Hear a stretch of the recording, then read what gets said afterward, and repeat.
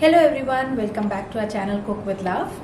I'm back here with another quick and easy recipe, cheese balls. Cheese balls are usually every kid's favorite, so today we are going to try a healthier non-frying version of it. For this recipe we need 1 boiled potato, 1 cup of mashed cottage cheese, 2 cups of multigrain breadcrumbs, half a cup of milk, 3/4 cup of grated cheese.